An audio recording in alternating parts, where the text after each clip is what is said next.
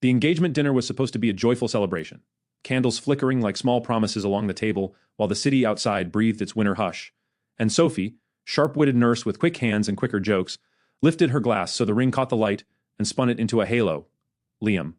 quiet architect with a measured voice and the edges smoothed by routine and care, stood at her side, steady as scaffolding, and everyone laughed at the easy warmth between them.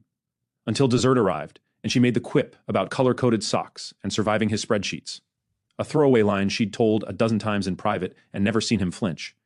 Except now she saw the way his smile faltered, like a light dimming, the way his eyes clouded as if she'd placed him under an audience microscope and labeled him boring, and then he excused himself and came back with his politeness buttoned up tight and his warmth gone, and later in the car when she asked what was wrong, he said, quiet and pained, that she'd made him a joke, and she chuckled at first because humor had always been their bridge, only to see that this time it didn't reach him and he pulled away, and that night he took the couch in their shared apartment while she lay awake convincing herself that he was exhausted, that in the morning they'd laugh, only the morning came with a small, careful sentence that wasn't an invitation to laugh, I need space, and the days after spread out like a gray lake with no shore, Liam sleeping at a friend's place, Sophie moving around their wedding plans like they were relics of a lost civilization, deposit receipts, email confirmations, a spreadsheet of guest names she couldn't bear to look at because it carried his scent of order, the very thing she turned into a punchline.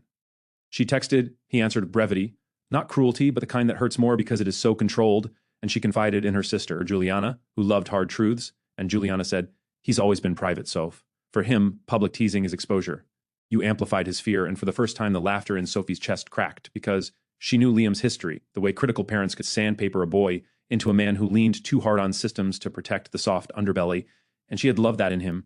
the way he labeled storage bins and never lost his keys, the way his notebooks were a forest of tidy lines that became buildings in the world, but now the very order that drew her had turned brittle under humiliation, and she felt suddenly like she'd broken something, and it wasn't just a moment's pride.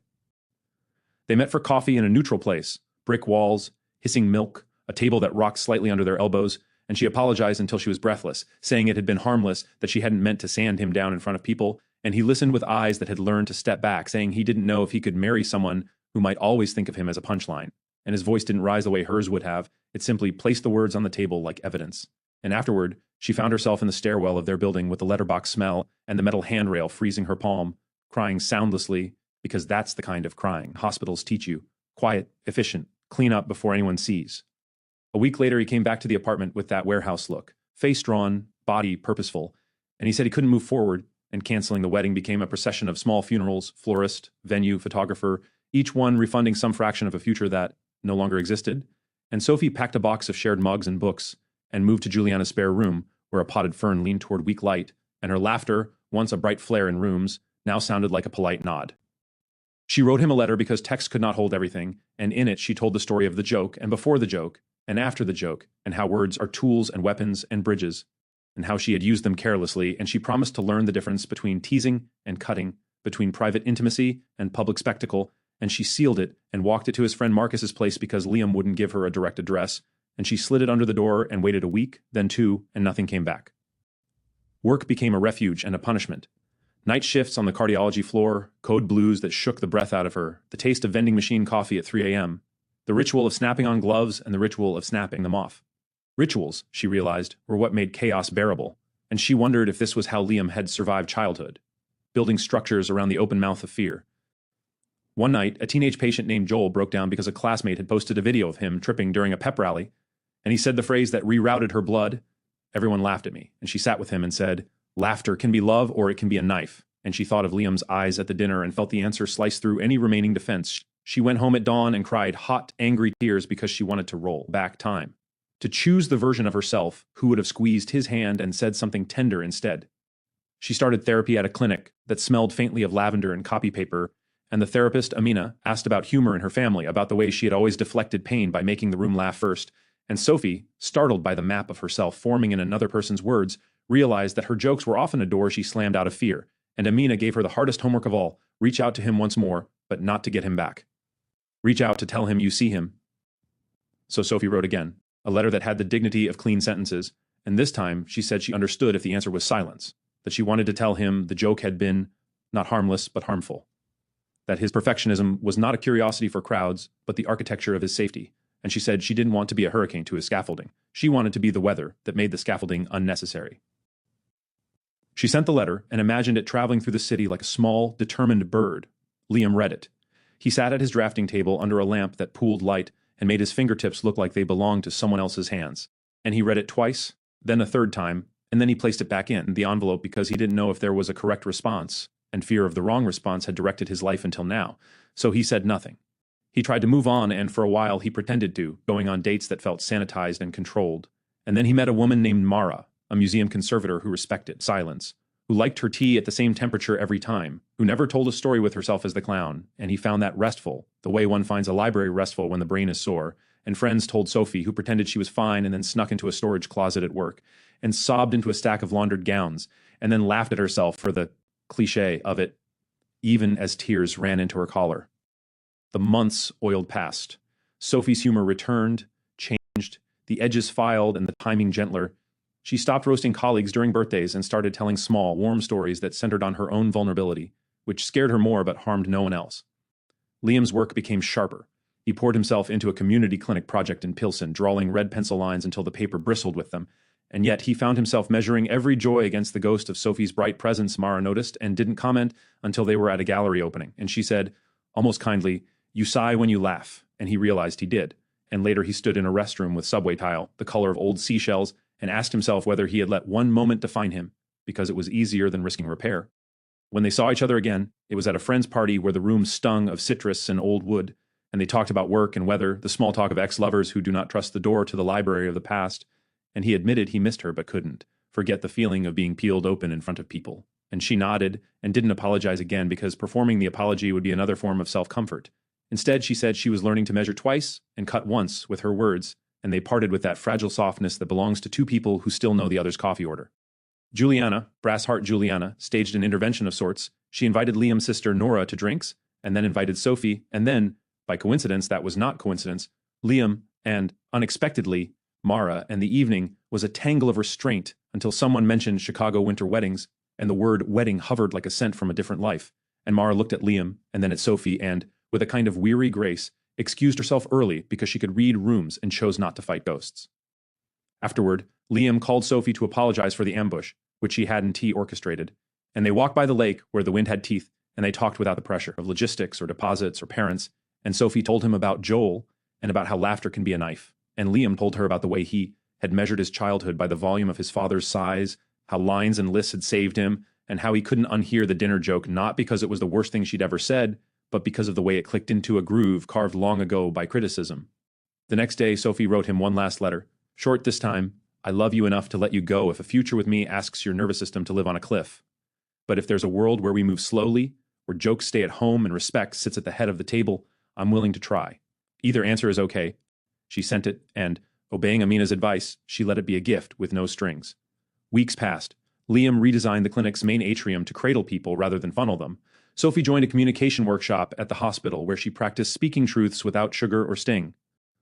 On a long night shift in March, a patient's husband snapped at Sophie for mixing up a minor instruction, and she felt the old reflex to crack a joke and place herself as the clown to soften him, but she chose a different response. "I hear you. It's scary. I made a small mistake. I've corrected it. Your wife is safe," and he exhaled like someone had handed him back a name he'd lost, and Sophie went to the staff bathroom and leaned her head against the cool glass and realized she was building a new muscle.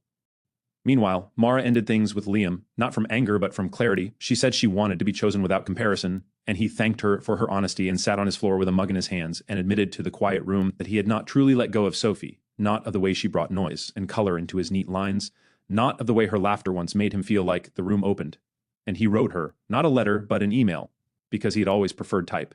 and he asked if they could meet to talk about the architecture of respect. They chose a diner where no one knew them, and they talked not of the wedding but of the way they would handle public spaces, of cues and signals, of the work of repair as a daily practice rather than a cinematic gesture, and Sophie, heart jumping like a metronome set too fast, forced herself to stay in the plan, in the dull, beautiful details. If one felt exposed, they would squeeze a hand twice. If a joke skirted the edge, they would talk about it that night. If old triggers rose up like ghosts, they would name them softly and give them chairs instead of letting them roam. They agreed to try, which is not a guarantee but a decision, and the first attempt blew up spectacularly at a mutual friend's barbecue when someone teased Liam about his notebook and Sophie froze. Jokes are habit loops. And she said nothing, too afraid to rescue him and too ashamed to trust her tongue. And afterward he looked small in the car, and she began to apologize, and he said, "Wait," And then, steadying his breath, he said, I want to try something. And he asked for the story of the barbecue through her eyes, every sensory detail, and she told it, the sweet smoke, the sticky cider, the slippery fear in her ribs, and together they found the moment, the half-second when she could have placed a hand on his arm, and said, lightly but clearly, don't make my fiancé the entertainment, and she cried because the solution was so small and so huge, and he held her hand because this was repair, not theater. Slowly they rebuilt, and it did not look like a rom-com, it looked like calendar invites for hard conversations and shared therapy sessions, where Amina gave them language like scaffolds, bids for connection, repair attempts, rituals of safe laughter, and Sunday mornings where they practiced telling stories about one another in ways that amplified dignity rather than reducing it. Liam visited his parents and said things he had never said, and his mother cried and his father cleared his throat too many times and then asked about the clinic lobby. And it wasn't a miracle, but it was a start. And Sophie wrote fewer letters because now they spoke. And when they did host a small dinner, just a handful of friends, the candlelight looked like forgiveness, and when Sophie told a story about Liam labeling spice jars, she placed herself as the one who had once mislabeled cumin as cinnamon and nearly destroyed a potluck. And everyone laughed, including Liam, whose smile held. They did not rush back to the wedding. They let the idea of marriage stand off stage and watch them work. Spring slid into summer, and they took a weekend drive to a town with a bookshop and a river, and on the bridge, Sophie admitted there was still a part of her that wanted to make rooms like her, loud and bright, and that she was afraid of being too much. And Liam admitted there was a part of him that wanted to shrink rooms to fit his comfort, and that he was afraid of being not enough, and they stood there and let the wind bow their heads toward each other. If this were a story about instant redemption, the next line would be a proposal. Instead, there was another stumble. A coworker posted a throwback photo of the engagement dinner, the moment before the joke, and it went mild viral in their circle with captions about perfect couples, and Sophie's stomach dropped because the photo felt like a lie, and Liam's chest tightened because those frozen smiles trapped him in the worst memory, and they fought. Oh, they fought, not with insults, but with old ghosts, debating delete versus ignore, and Sophie said, I hate that night defines us, and Liam said, it doesn't. Our response does, and they held each other's gaze until the fight softened into planning. They would post their own caption later, about imperfect love and learning, and not in a performative way, but as a small testimony for anyone else who had made a joke that drew blood without meaning to. In the fall, Sophie took the photo from her drawer, the one from the dinner, and instead of hiding it, she taped it inside a journal, and beneath it wrote, the night we started over, and when she showed Liam, he traced the words with his finger and nodded. And then, not at a party or in a restaurant, but at home, with soup simmering and late sun on the floor, Liam asked, not as a ritual of rescue, but as a ritual of choice, if she wanted to pick a new date someday, not soon, not under pressure, just someday. And she said yes through a careful smile because yes can be a measured word, and they went back to stirring the soup and telling small jokes that didn't cut, and the line between them, once frayed, began to hold. And if there's any moral worth carving into the underside of this story, it isn't that words broke them and words saved them. It's that they learned to build a life where words carry weight and are set down gently, where a joke is checked for sharp edges before it's handed to the other person, where the past is not denied but given a chair at the table under a soft lamp, where two people who once misunderstood each other in front of a room decided that private respect matters more than public approval, and that love, the adult version, is less about speeches and more about whether you can trust the person beside you not to make you the punchline when the desserts arrive and the laughter rises again.